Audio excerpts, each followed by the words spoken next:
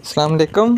आज हम देखेंगे कि अगर हम पाइपलाइन और उसके बाद आगे पंप लगाएं और फिर पाइपलाइन लगाएं तो हमें प्रेशर ड्रॉप कैसे, कब और कहाँ होगा। तो देखते हैं। सबसे पहले हमारा एक टैंक होगा, टैंक से हमारे पास पाइपलाइन होगी, पाइपलाइन में कुछ थोड़ा बहुत प्रेशर लॉस होगा।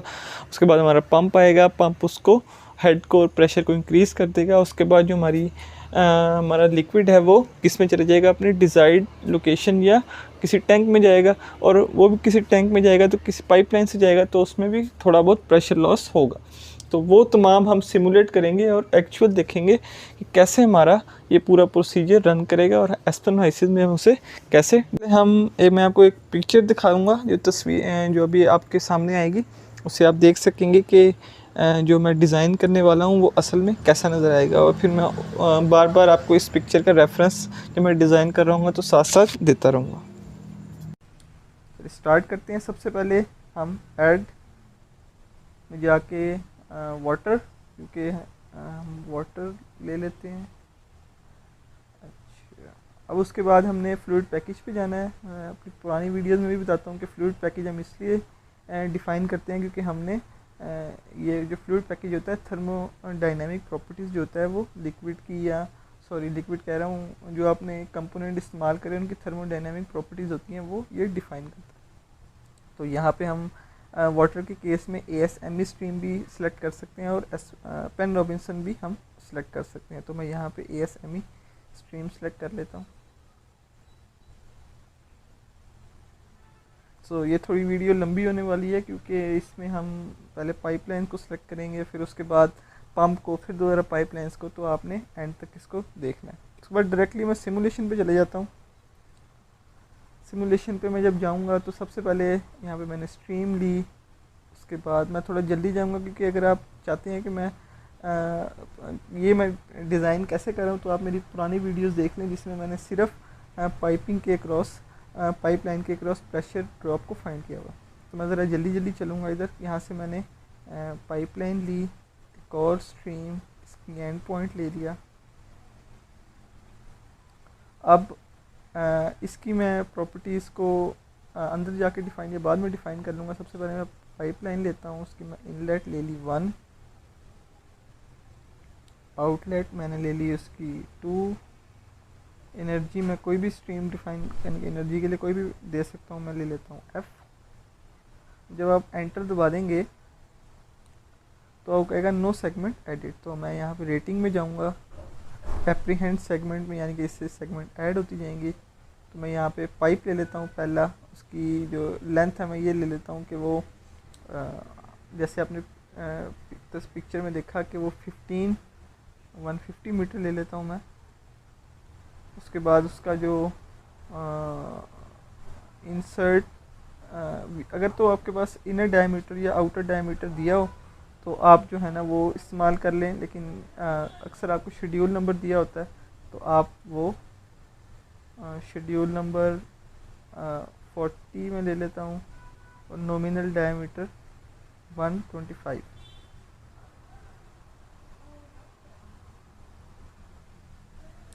इसके बाद आप देखते हैं कि इसकी तमाम प्रॉपर्टीज़ जो हैं वो डिफ़ाइन हो गई। उसके बाद अगर मैं इधर एक जैसे पिक्चर में है कि एक वो था 90 का एल्बो है, तो मैं दोबारा इंसर्ट करता हूँ। अब इंसर्ट करके इधर आपके पास आप एल्बो ले लें,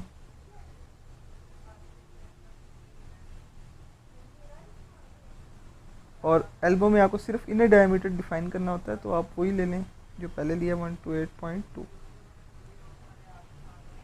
उसके बाद आप दोबारा, क्योंकि एल्बो पे ख़त्म तो नहीं होगा, एल्बो के आगे दोबारा पाइप है, उससे फिर आपको पंप आएगा, तो आप दोबारा इंसर्ट करेंगे। तो एक और पाइपलाइन आ गई मेरे पास, पाइप आ गया।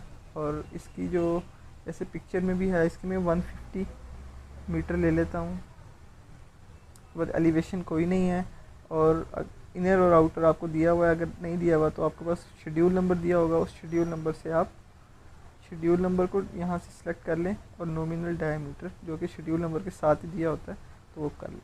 तो इस तरह आपको ये तमाम वैल्यूज़ सिलेक्ट हो गई। अब आप देखें कि दोबारा नीचे लिखा गया heat transfer information under specified. तो मैं हीट ट्रांसफ़र पे जाता हूँ। एस्टिमेटेड हीट ट्रांसफ़र कोफिशिएंट में जाके मैं एम्बिएंट टेम्परेचर जिसमें ये पंप वर्क कर रहा है मैं वो लिख देता हूँ, तो वो आपके पास है 25 कर देता हूँ मैं। और इसके बाद आपने कौन कौन सा जो हीट ट्रांसफ़र के लिए एरिया डिफ़ाइन करना है, pipe wall, inner heat transfer coefficient, अगर इंसुलेशन है तो आप वो भी कर दें, इंक्लूड आउटर हीट अगर आपने वो करना है तो आप वो भी कर लें। अच्छा, इसके बाद आप वर्कशीट पे चले जाते हैं हम, ताकि हम प्रॉपर्टीज़ डिफ़ाइन कर सकें। टेम्परेचर इन, ये 3 चीज़ें आपने हमेशा देनी होती हैं, टेम्परेचर, प्रेशर, 3 to 5 दे देता हूँ, और मोलर फ्लो रेट आपका आ जाएगा, कोई भी आप दे सकते हैं, मैस फ्लो रेट भी दे सकते हैं, तो मैं दे देता हूँ 40।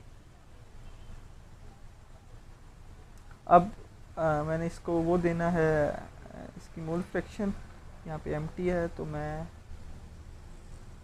इसकी जो है वो मोल फ्रैक्शन आपको 1 कर देता हूँ। इनपुट स्टीम 2 आ रहा है, तो मैं मोल फ्रैक्शन मैंने 1 कर दी, और इसकी मैंने 1 कर दी।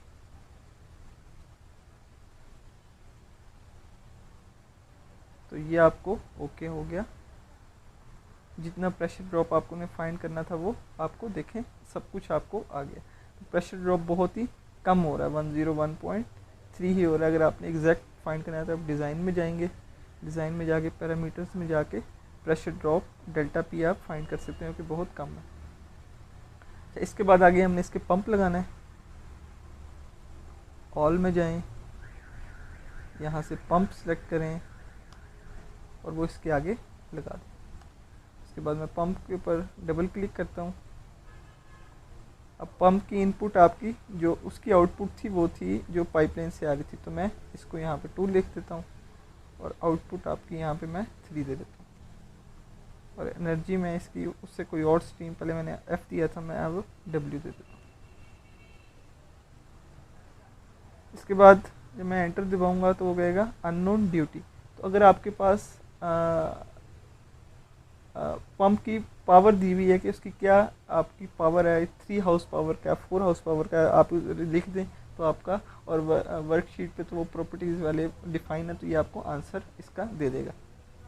लेकिन अगर वो नहीं दिया हुआ आपको, दोबारा जिस तरह मैंने पहले आपको बताया कि आपने पंप की हेड से किस तरह उसका डेल्टा पी या प्रेशर ड्रॉप फाइंड करना है, तो आप वो मेरी एक जिसमें मैंने पंप डिज़ाइन किया है वो वाली वीडियो देखें, तो उसमें मैंने बताया हुआ कि अगर आपको हेड पता है तो उस हेड से आप कैसे डेल्टा पी यानी कि P2 निकाल के आप पंप को सॉल्व, पंप यानी कि प्रॉब्लम को, या पंप की हाइट हेड से आप कैसे इस पूरे प्रॉब्लम को सॉल्व कर सकते हैं, या इसको पंप को सॉल्व कर सकते हैं। यहाँ पे अब मैं ड्यूटी लिख देता हूँ, यानी कि उस तरह एक पिछली वीडियो में मैंने आपको उस तरह करके दिखाया है, तो इस वीडियो में मैं आपको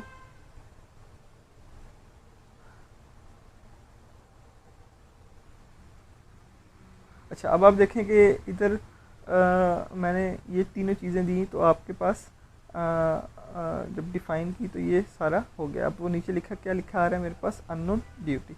अब अननोन ड्यूटी के बाद मैं 2 चीज़ें कर सकता हूँ कि मैं डिज़ाइन, अगर तो मेरे पास पंप की उन्होंने पावर दी हुई है मुझे कि कितने हाउस पावर का है, तो मैं यहाँ पे ड्यूटी लिखूँगा, तो वो मेरे पास ये क्वेश्चन सॉल्व हो जाएगा, यानी कि सारा ओके हो जाएगा और मेरे पास सारे अननोन्स की वैल्यूज़ आ जाएंगी।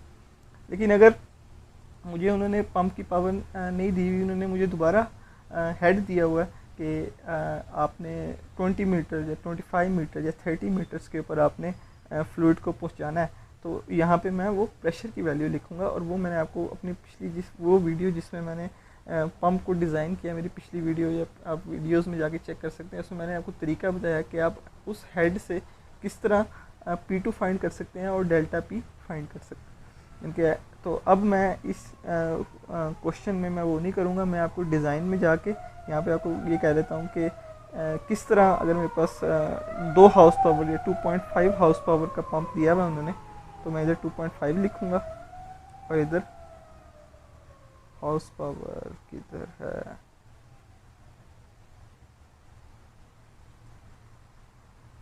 ये H हाउस पावर लिखा हुआ है। मैं इसको करूँगा तो ये देखें मेरे पास ओके हो गया, और सारे पंप वर्कशीट में जाके मैं चेक कर सकता हूँ कि ईच एंड एवरीथिंग मेरे पास आ गई है।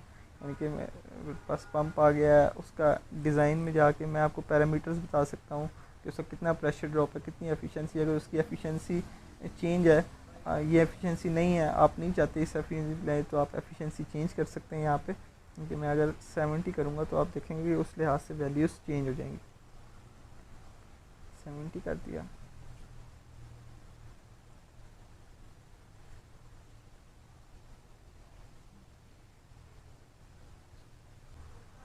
ये सारी प्रॉपर्टीज़ डिफ़ाइन हो गई। अब मैंने इसके आगे दोबारा इसको पाइपिंग लगानी है, क्योंकि मैंने इसको इसकी जो डिज़ायर्ड लोकेशन है वहाँ तक लेके जाना है। तो वो आप दोबारा अगर आप डायग्राम देखें तो उसके अंदर मैंने बताया हुआ है कि कैसे जो उसका ओरिजिनल जो उसकी कैसी, यानी कि वो डायग्राम है उसमें आप देख सकते हैं कि मैंने किस तरह पाइपिंग की है। लेकिन वो इस तरह एस्पेनाइसिस में नहीं हो सकती, क्योंकि एस्पेनाइसिस में आपको सिर्फ पाइप ही नज़र आता है, जैसे ये पाइप नज़र आ रहा है। लेकिन अगर मैं इसको क्लिक करके इसको ओपन करूँगा तो मुझे पता चलेगा कि अच्छा उसमें एक बैंड है, दो बैंड है, तो वो आपने खुद ही देखना है। तो मैं दोबारा पाइपिंग में चले जाता हूँ। यहाँ पे मैं पाइप सेगमेंट इसके आगे लगा देता हूँ और इसको डबल क्लिक करता हूँ। तो अब जो इसकी इनलेट है वो है 3 और आउटलेट मैं इसको 4 दे देता हूँ। अब दोबारा अगर मैं एनर्जी स्ट्रीम को एंटर करना है तो वो मैं R दे देता हूँ। तो मैं इसको एंटर करूँगा तो दोबारा लिखा आएगा नो सेगमेंट एडिट। मैं रेटिंग में जाऊँगा, एप्रीहेंड सेगमेंट। उसके बाद अगर मैं जितने चाहूँ पाइपलाइंस को इसके आगे ऐड कर सकता हूँ, यानी कि 1 2 3 जिस तरह मैंने शुरू में किया। लेकिन हम अभी यहाँ पे भी 2 ही पाइपलाइंस को ऐड करेंगे, यानी कि मैं दोबारा 150 मीटर ले लेता हूँ। और आउटर और इनर डायमीटर आपको अगर दिया हुआ है तो ठीक है, नहीं तो दोबारा आपने व्यू सेगमेंट में जाना है। शेड्यूल से आपने 40 सेलेक्ट करना है, नॉमिनल डायमीटर 125 करना है और आपको ये आ गया। अब इसके बाद यहाँ तक सही है। लेकिन अगर आपने जिस तरह जो आपको पिक देखी थी उसमें आपने तस्वीर देखी थी उसमें एक बैंड भी था, तो हम दोबारा इसमें बैंड भी ऐड कर लेते हैं। तो उसके लिए इंसर्ट सेगमेंट। अब यहाँ पे मेरे पास क्योंकि बैंड था तो बैंड एल्बो थी 90 की, तो मैं एल्बो लॉन्ग 90 डिग्रीज, इनर इसका मैं 128.2 कर देता हूँ कि वो सेम ही होगा। उसके बाद मैं इंसर्ट दोबारा करूँगा, इंसर्ट सेगमेंट, दोबारा मेरे पास पाइप आ जाएगा और उसकी मैंने वो दे देता हूँ 150। अगर एलिवेशन है तो ठीक, नहीं तो दोबारा वही प्रोसीजर।